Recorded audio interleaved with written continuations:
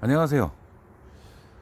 오늘은 모처럼 여름 같은 소나기는 아니죠. 좀 오래 내렸으니까 굉장히 심하게 왔거든요.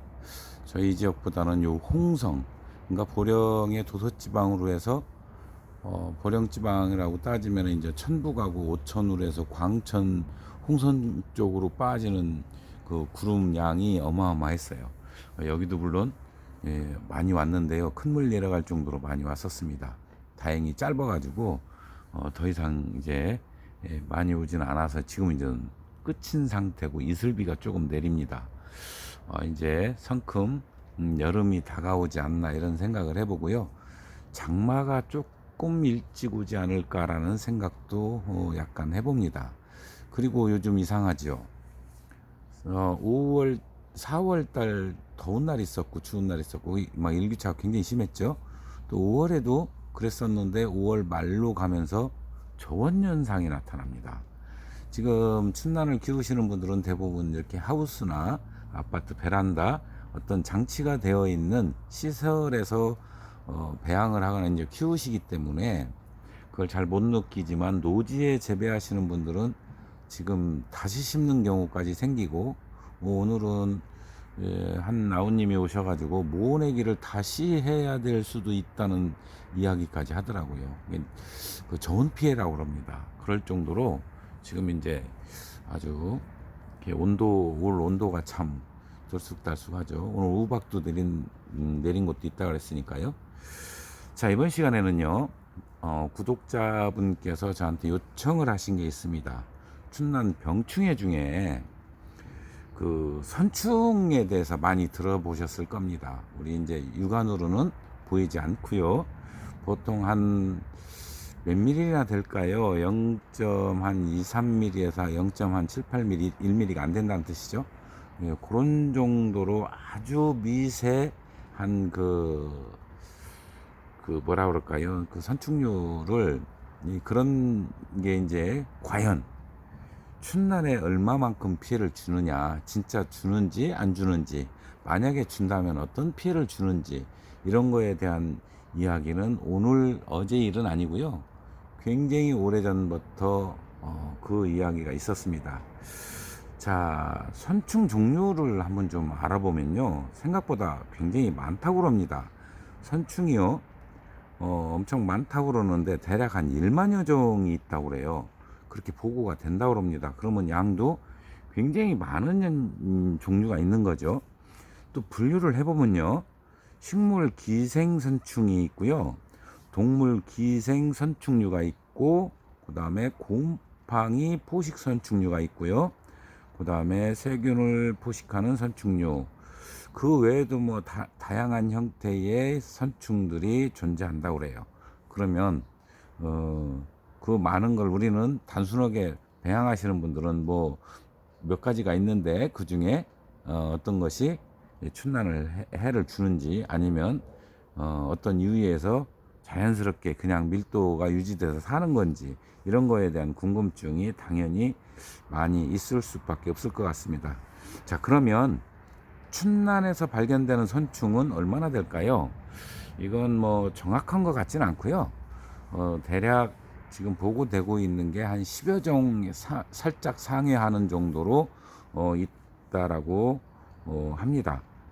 그것도 이제 아주 그 전문 기관에서 연구를 해서 얻은 데이터 같지는 않고요. 여기저기에서 보고되고 있는 내용을 가지고 그렇게 추합을 하지 않나 이런 생각을 해보고요. 자, 대부분 춘난에 피해를 주지 않는 것으로 알려져 있습니다.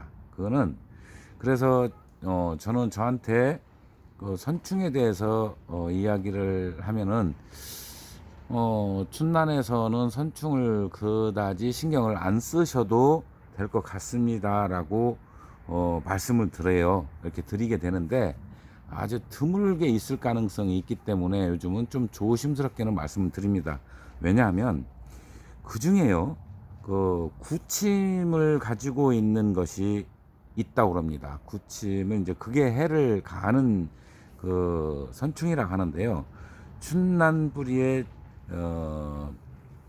직간접적으로 영향을 줄 가능성이 있다라고 자꾸 보고가 되는 거예요. 그렇기 때문에 자, 그 양은 굉장히 미미할 것이다. 또는 만약에 그게 집중적으로 감염이 된다면 영향을 더 줄 수도 있겠죠. 그렇기 때문에 속단해서 이거는 직접 우회를 가하니까 아주 챙기세요. 이렇게다는 또 뭐 예를 들어 농약을 한다든가 막그 지레 겁먹고 하는 그런 사태도 벌어질 수도 있고, 또 너무 안일하게 전혀 피해를 주지 않으니까 걱정하지 마세요 하면 아예 신경을 안 쓰는 수도 있겠죠. 그래서 저도 말씀드리기가 사실은 굉장히 애매한 부분이기도 한데, 일단 제가 있었던 내용을 말씀을 드리면, 제가 아마 썸네일 사진에 그 2000년 초반에 제가 검경한 내용을 올려 드릴 것 같은데요.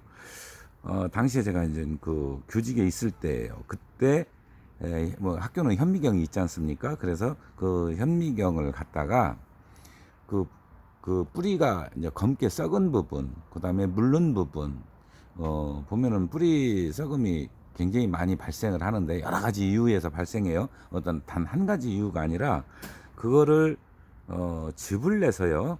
그 이제 슬라이스가 있어요. 거기다 올려서 현미경에다 놓고 400에서 이제 대략 800배 정도로 이렇게 보게 되는데요. 그 현미경으로 관찰해 보면 그 선충이 보여요. 그 선충이 보이는데, 우리가 이제 보통 구경 썩음병 원인균이라 하는 푸사리움에 감염된 뿌리에 10중 8구 선충이 확인이 됐어요.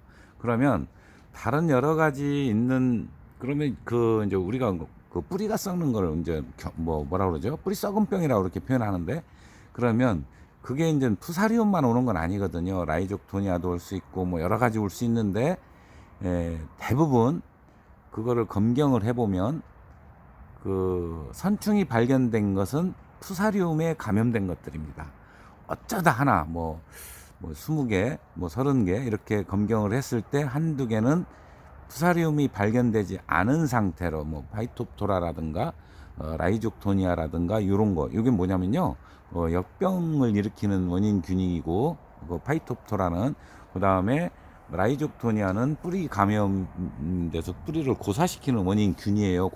다 곰팡이균인데, 이런 게 발견이 되는 부분에는 선충이 어쩌다 한번, 정말 드물게 보일 정도로 있었습니다. 그럼 이제 그러면 이런 생각이 드는 거죠. 자, 그때도 똑같은 내용들이었습니다. 이게 뭐냐면 피해를 준다 안 준다, 이제 그 얘기가 이제 굉장히 분분했었는데, 자, 그러면 선충 때문에 푸사리움균이 침투를 한 건지, 아니면 푸사리움이 감염되어 선충이 왔는지 의견이 갈렸던 거예요. 그때도. 그거를 예를 들어 제가 농진청에 보내봐도, 또는 그 사진을 보냈었습니다. 그리고 이제 그 뿌리 형태의 사진, 그 다음에 감염된 형태의 사진, 그 다음에 검경한 형태의 사진을 제가 이제 여러 기관 학교로도 보내보고 이렇게 보냈었는데, 그러면 거기도 의견이 갈렸어요. 그걸 정확하게 답변을 내리지 못했습니다. 근데 이제 제가 여러 번 이제 검경을 하다 보니까 제 생각은 어떠했냐면 후자였던 것 같아요. 그러니까 푸사리움이 감염이 됨으로 인해서 선충이 들어왔다가, 저는 그쪽으로 더 뭐라 그럴까요? 그 심증이 더 많이 갔어요. 그건 근거가 없는 거니까 심증이라고 해야 되겠죠. 그렇게 생각이 굉장히 많이 들었었습니다. 자, 그래서 이제 이거를 춘난에 직접적으로 피해를 주는지, 아니면 이게 간접적으로 피해를 주는지, 아니면은 전혀 주지 않는지.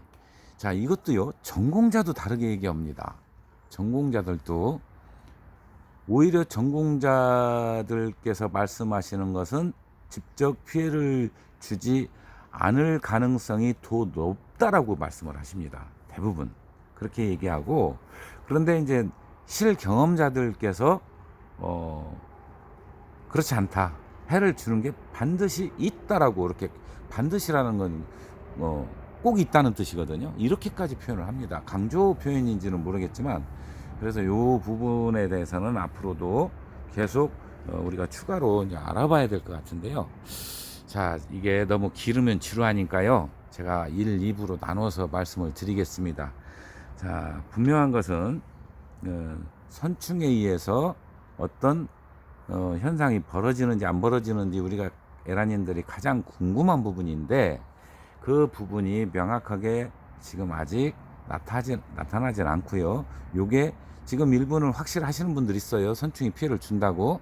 아까 구침 제가 말씀드렸죠. 그것까지 근거를 들어가면서 말씀하시는 분들이 있습니다. 분명히. 그리고 아직도요. 전혀 그렇지 않다. 그런 예를 발견하지 못했다. 저는 경험하지 못했다. 이런 분들로 양분이 돼 있는 것까지만 제가 말씀을 드리고, 2편에서 다시 또 여러분께 선충에 관련해서 우리 춘남 병충에 말씀을 드리도록 하겠습니다. 감사합니다.